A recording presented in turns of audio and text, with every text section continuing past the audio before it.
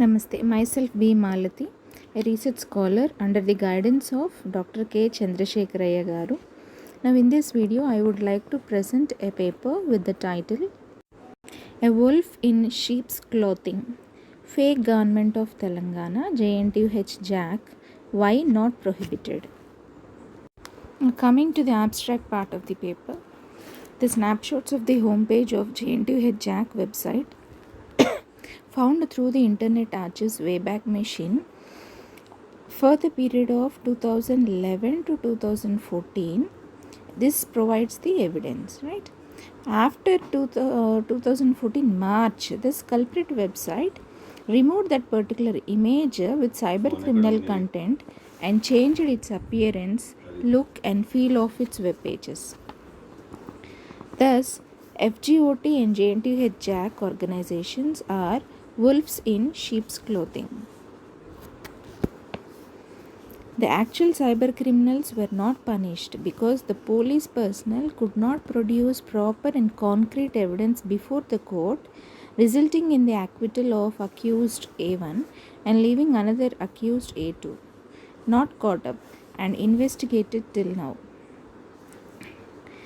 The other have questioned the police authorities to reason the acquittal of these true cyber criminals by court through RTI applications. That is the twist. They have questioned the JNTUH management also to reason for keeping quiet when there was clear evidence against the accused A1 and A2 for perpetrating these cyber crimes. The response from these authorities was not satisfying, so they have opted for a variety of alternate solutions. Have also pinpointed the concerned public authorities to convict these cyber criminals and prohibit these two cyber criminal organizations and avoid mishandling of such cases in future. Moving on to the introduction part now. The case study, we already know that the two organizations, namely JNTUH Jack, which is an offline organization, it's running in JNTUH academic environment, and this FGOT, it's an online organization. Its URL is jntuhjack.com. These are led by JNTUH Jack, and it has been prevalent from the year 2011. The screenshot is shown here, which has been dated 2011 12th November. Now this table shows the cybercrime, its name, and is the evidence present against this case, and is the FIR registered against this case. So state emblem of India improper use, evidence is present and FIR is also registered. For cyber criminal government of Telangana, crime of cheating the nation, and here crime of sedition against the nation, identity theft. For all the three, evidence is present, but the FIR is registered only for identity theft and improper use act. Moving on to the second section, that is deleterious effects of FGOT and JNTUH Jack cyber crimes, mishandled the cyber policing and steps taken for diffusing the effects of FGOT cyber crimes.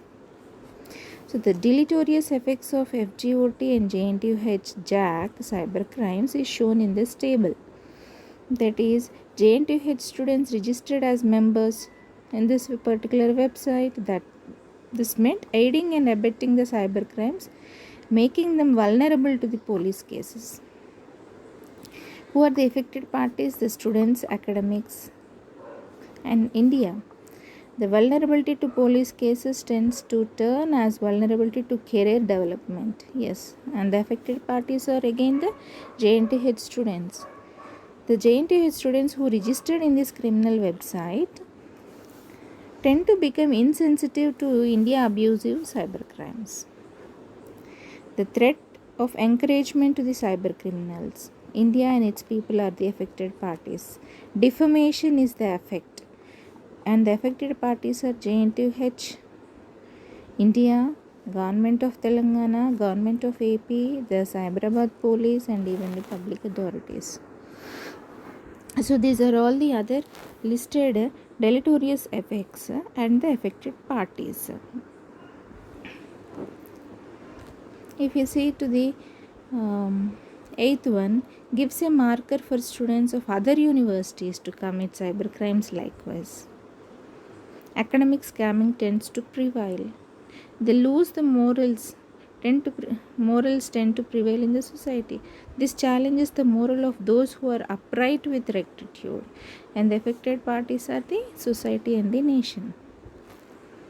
And coming to the B section of the deleterious effects, mishandled cyber policing. How is the cyber policing being mishandled? Now, if you check the figure here, now this is the new website for the cyber criminal organization JNTUH JAC. Is the new JNTUH JAC organization whose homepage, this is dated August 2018, it is captured in this figure. It's not a new version in continuum of the earlier India abusive cybercriminal organizations such as JNTUH JAC and GOT 2011, against which the police failed to issue prohibition orders or to ensure conviction. So that's the other questioning. And the steps taken to diffusing the effects of cybercrimes. So what are the steps taken? Register the cases against these cybercrimes, brought awareness, gave guidance and counseling to the JNTUH students, and generated the public opinion about these cybercrimes, published plenty of high impact and widespread research papers, disseminated the cybercrime as big data crime among various public authorities so that they will keep eagle's eye on this cybercrime. So these are all the steps that they have followed to diffuse these cybercrime effects. The public authorities, organizations and tools for each of these is mentioned in the second column.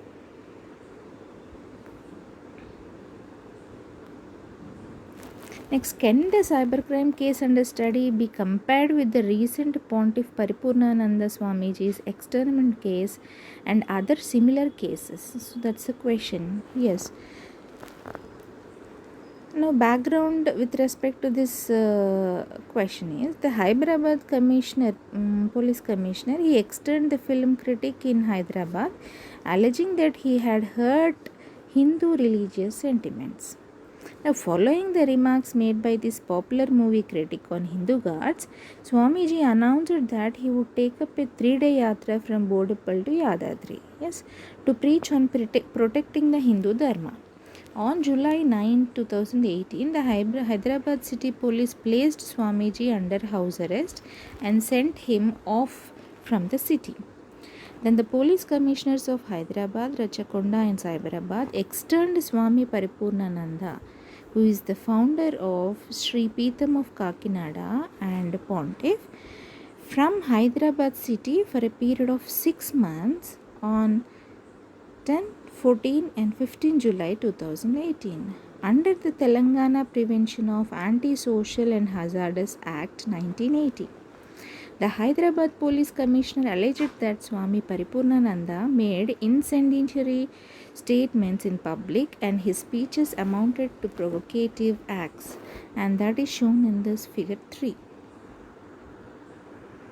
Kakinada seed speeches ignite hate, State Council. HC gives state 24 hours to reply on banishing seer.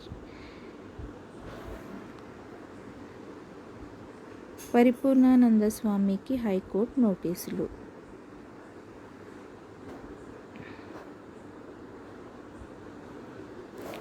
Now here, how mishandled non-cyber policing. The High Court of Telangana suspended the police order externing Swami Paripurnananda from Hyderabad for 6 months. Subsequently, on 14th August 2018, Swami Paripurnananda got a saffron welcome at Kodada as given in figure 4. This one. Swami Paripurnananda gets a saffron welcome. But the cases were filed in many police stations against Swami Paripurnananda and some party leaders for not taking prior permission for conducting a huge rally in the city and giving speeches as given in figure 5. This is figure 5. Cases were filed in many police stations against Swami Paripurnananda and some party leaders. Police acted too quickly with no other thought, inappropriately and in a dishonest way towards Sri Swami Paripurnananda as given in figure 3. Mishandled non-cyber policing continuation. In still another case, when the complainant, who was a contract employee of Telangana State Tourism Development Corporation, approached the police directly to register a case against the accused, who is the managing director of TSTDC holding a fake BTech degree, the police did not register the case. Therefore, the complainant approached the High Court. Immediately, the police registered the case before the matter was heard in the High Court, and that was shown in this figure 3. This one. Tourism Department MD booked for a fake degree.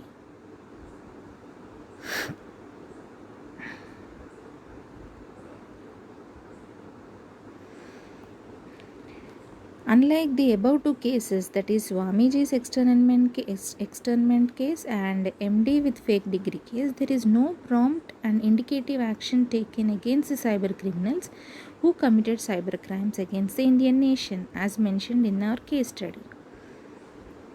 Therefore, it resulted in no punishment after court trial and the judgment phase to the accused A1 and A2. Police also failed to issue prohibition orders against these two cyber criminal organizations. So, concluded that the police approached different crimes in a non-uniform manner, which is a hazard to the nation. Now, this case study really provides for good lessons to the police authorities to treat the criminal cases uniformly and in an unbiased way to everyone in the country. So, using the RTI Act 2005 in order to bring out the intricacies involved in handling the cyber crimes in the case study to the forefront. During the event, JNTU Hijack actively organized Telangana youth as clipping in figure 6 shows. This is the figure 6 where Andhra Jyoti Telugu newspaper clipping. Okay, this shows that the cybercrime JNTU Hijack. Ikkada, this one.